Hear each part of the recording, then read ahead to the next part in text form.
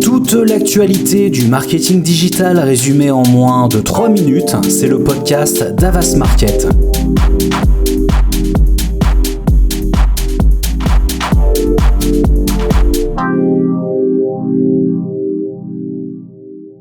SEO, Google publie dans son blog pour les développeurs un guide des bonnes pratiques sur la manière d'intégrer les vidéos au sein des sites e-commerce.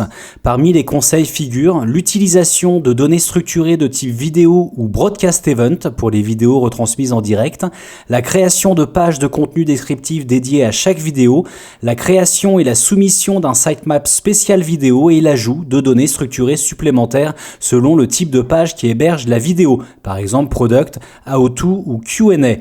En complément, Google propose un tuto sur la manière dont vous pouvez optimiser vos vidéos pour aider le moteur à correctement les indexer et les faire remonter dans ses pages de résultats.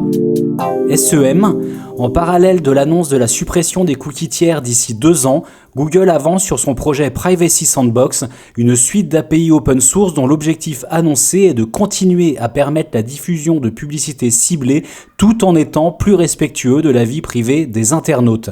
Parmi elles, la méthode Flock permettrait aux annonceurs de cibler non plus des internautes pris individuellement, mais des segments d'audience établis par Google en fonction des habitudes de navigation des utilisateurs sur Chrome. Précisons que chez Avas Market, depuis la mise à jour du bandeau de consentement des cookies, nous avons observé une baisse du taux de consentement de 9 points ainsi qu'une baisse du taux d'arrivée de 17 points, ces données étant issues d'un panel de 15 annonceurs.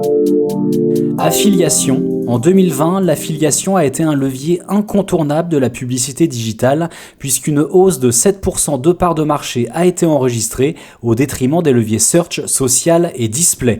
Une analyse approfondie des tendances 2020 est à retrouver dans le 4e baromètre de l'affiliation, coécrit par des acteurs incontournables du secteur et publié par le CPA, le collectif pour les acteurs du marketing digital.